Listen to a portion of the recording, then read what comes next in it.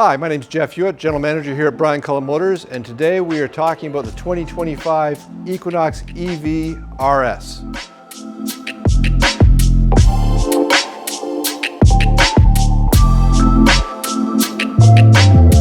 So if you're in the market for an EV, a truck, a Corvette, whatever it is that gets you through your day, make sure you come down and see us here at 386 Ontario Street in St. Catharines. It's Brian Cullen Motors. Make sure you click the link at the top of the description to start a conversation. So this is the 2025 Equinox EV RS. This is the all-wheel drive version that does come in a front-wheel drive and all-wheel drive. There's also two trim levels available, being LT and RS. So being the RS, we're going to talk specifically about some of the things on this vehicle here today, and we'll talk about some of the difference between the front-wheel drive and all-wheel drive versions. So first of all, up front you can see we've got really terrific looking light display. We've got, as it greets you here, starting to light up. The headlights are actually located down here underneath the hood, tucked away. So what makes this an RS is obviously this piano black trim. Now, if you've watched some of my other videos, you know I got a thing about white and black. I love the combination, and this is a terrific combination. So we have the iridescent pearl paint. It's a tri-coat finish that looks spectacular on this vehicle. Then we add the piano black trim pieces. It really sets it apart. Let's take a look around the side and see what an RS also talks about. So being an RS, you get these amazing looking 21-inch black wheels. You'll notice something different. This is a small, well actually it's called a compact SUV. And it's got a 6-bolt pattern because this is an EV. It's got some weight to it. So big wheels, big weight, ready to deal with the battery that's all tucked up here underneath. Now this is the all-wheel drive version, so all 4 wheels are driving for you. Once again, on the appearance side, General Motors has got this right. So we've got the iridescent pearl paint. We've decided to two-tone it and add the black paint to the roof and the mirror caps. So added to the black chrome on the bottom really sets this vehicle apart. Now remember, General Motors makes Equinox in both EV and ICE, or internal combustion engine. How do you tell them apart? Okay, well, if you're seeing an Equinox, first of all, it's got the little blue E on it. That's a pretty good hint that you're probably dealing with an EV. The other thing is that the EVs have the round wheel openings. The gas engines, you're gonna notice they're more trapezoidal, like a typical sort of SUV. So those are some subtle differences. If you're seeing an Equinox roll down the road and you need to identify what you're looking at, those are some pretty good cues. Let's go to the back and see what the cargo looks like.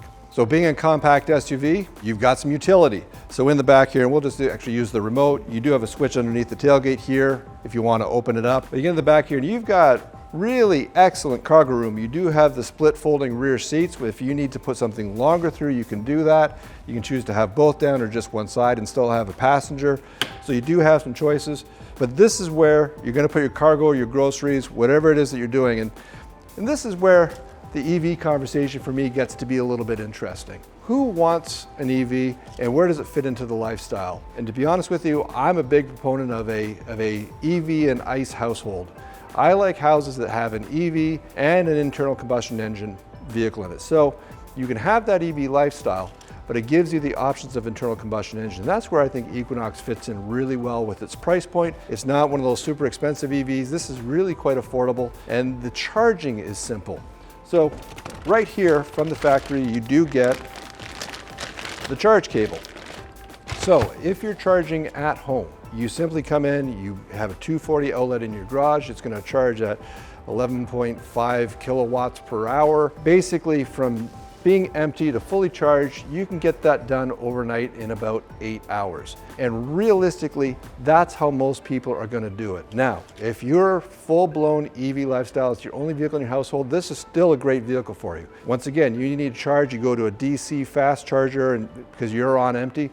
You can charge, depending on the charger and conditions, you can get to about 80% charge in about 45 minutes. So with the right DC fast charger, you can get what you need into the vehicle, but for the most part, I believe most people are gonna charge this vehicle at home using this cable right here. Let's take a look and see what it looks like inside. So being an EV, first thing you notice, there's no start button, right? So there's 2 ways to start an EV in the General Motors lineup. One, you can just close the door. The other is you can just push the brake pedal. Either way, the vehicle's gonna start up and here it comes. You notice I didn't touch any buttons.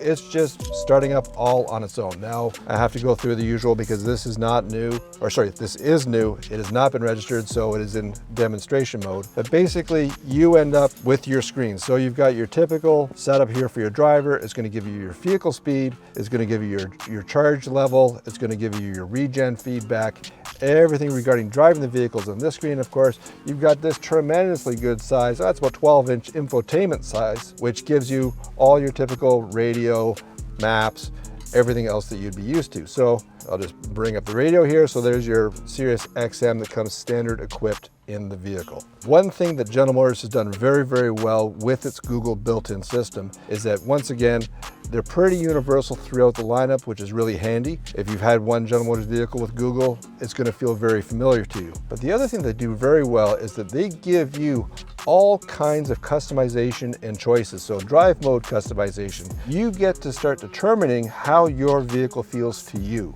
So you can choose steering feel, brake feel, acceleration feel. You can have even some built-in sound, because if you're not quite used to EVs and you're not used to that lack of feedback from the power plant, this is a really great place where you can actually modify that to give you some feedback. It comes through the radio speakers to tell you that, hey, I'm accelerating hard. It'll give you an idea of what's going on. So like I said, brake feel, acceleration feel, motor sound they call it, normal, sport, or off, and then my mode, where you can actually set up a mode of all those things customized for you. Otherwise, inside here, wonderfully trimmed. This is an Evotech interior, so absolutely no animals were harmed in the making of this leather-like interior. It looks terrific. Some little red RS accents, and if you're used to the Chevrolet lineup in the RS, you always get these little bit of red bits throughout the vehicle. I think that set it off really nicely. Beautiful panoramic sunroof, really, really nicely appointed inside.